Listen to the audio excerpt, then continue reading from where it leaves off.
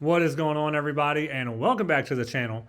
This is Orioles Today, and as always, I am Sean Ferguson. Thank you guys so much for tuning in to the channel and to this latest episode.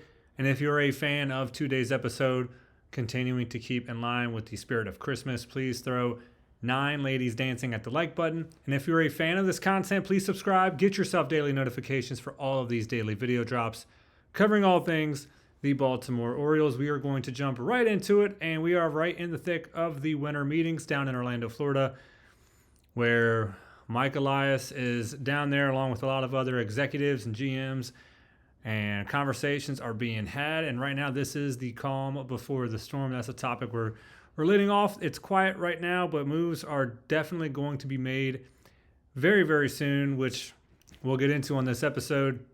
A lot of other things are happening here at the winter meetings, including the Rule 5 draft on Wednesday, which tomorrow already.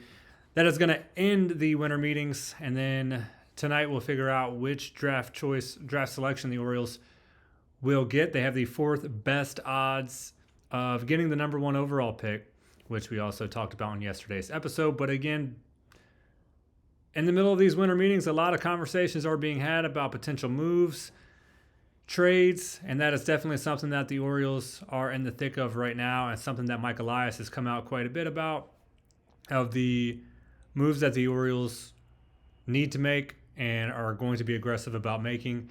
They've been very busy this offseason with trades, free agent signings, waiver wire additions, which I've been harping on, and we're hopeful now that we're getting to a place to where some of these bigger names that the Orioles are really eyeing, or at least rumored to be eyeing, we're going to see at least one, potentially 2 of them come over to really make a big-time impact for 2026. We have a lot of the core there in Baltimore that we're hopeful will help a lot of the guys that didn't have the years that we expected, and injuries definitely played into that, but we're hopeful that the injury bug is not as brutal in 26 as it was in 25, and that these guys really start to come into their own even more. We see more production, and you can add some veteran bats and arms into that as well. So right now it is the quiet before the storm, calm before the storm, very quiet right now, but things are happening behind the scenes. One of them is Pete Alonso is apparently down or on his way down to Orlando, Florida, and he will be meeting with the Baltimore Orioles. And the rumor mill and the reports that are coming out right now that the 2 clubs that he is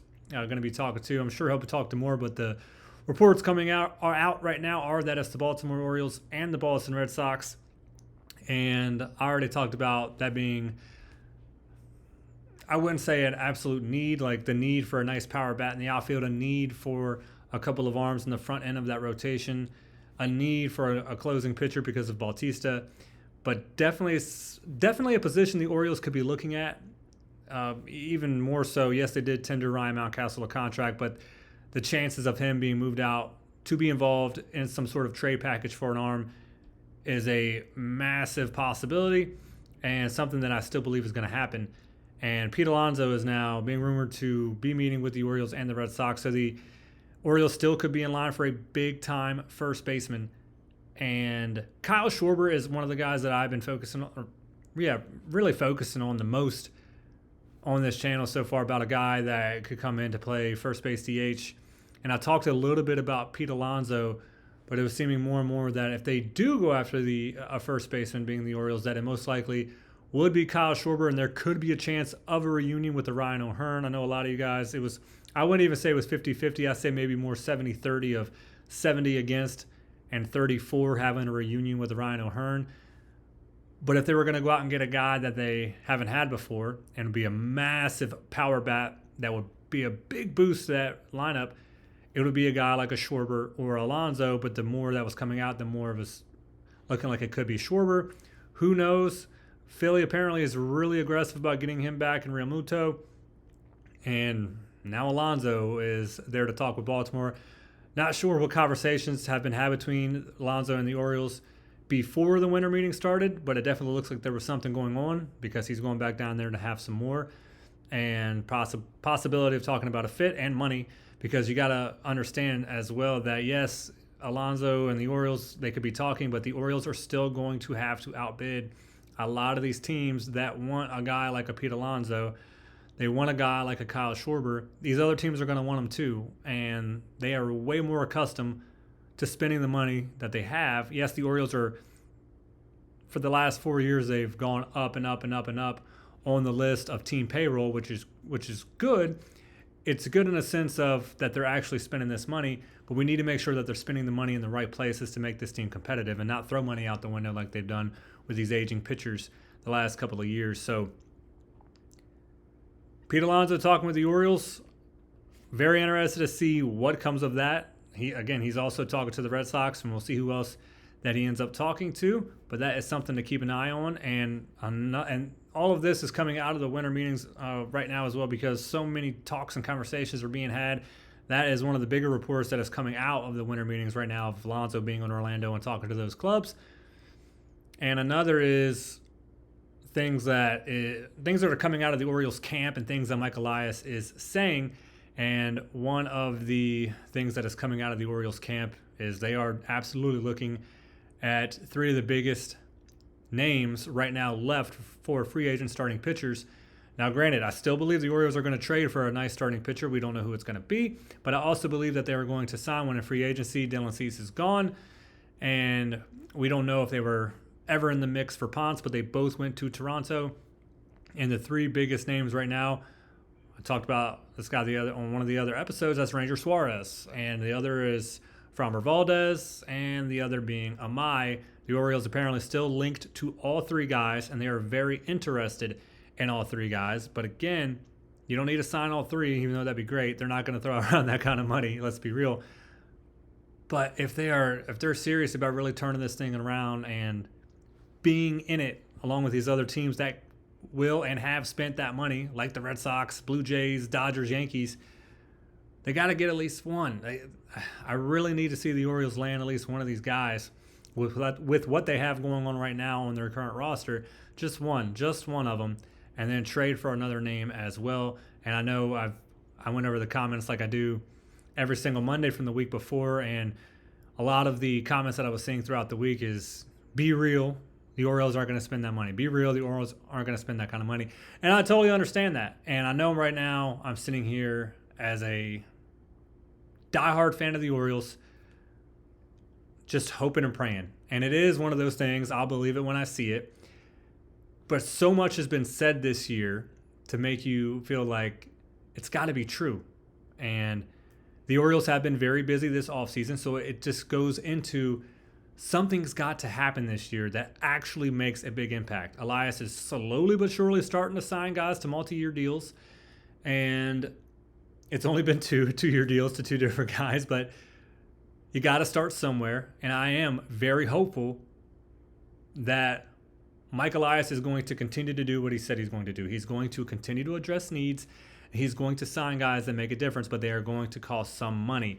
And it has also come out of the winter meetings that Mike Elias is saying that with the Orioles' current payroll, they have the payroll for 2 splashes. And when you hear 2 splashes, it's okay, well, that makes sense, because if they're going to go after 2 positions in free agency, you got to look at what they've done so far. They've already acquired a power bat for the outfield in the trade for Taylor Ward. They needed that. They've already acquired a closing pitcher that they needed. They got that. And now they're looking at a first base bat, and they need at least one massive front end starting pitcher. And if Alonso does come on, they need to go get one of those 3 guys that they're currently being linked to as well. And we'll see what happens via a trade. They can get a guy that isn't going to cost that much right now, possibly somebody with still some team control, and that will help out in the payroll scenario as well. Also, if you can get rid of certain contracts, we'll see that you can include in a trade package, but not a lot when it comes to that. Just because if they do part ways with somebody, it's going to be most likely in the farm system with guys that aren't costing that much money. But if they are looking at guys in a trade, it might be a guy that at least has a year of team control left. He's not making a lot on the payroll. But if Mike Elias is true to his word and the Orioles do have the payroll for 2 splashes in free agency, right now it's kind of one of those take your pick as a starting pitcher if they do go the route of a first baseman like a Schwarber or Alonso, just because they are meeting with Alonso right now or at some point during these meetings.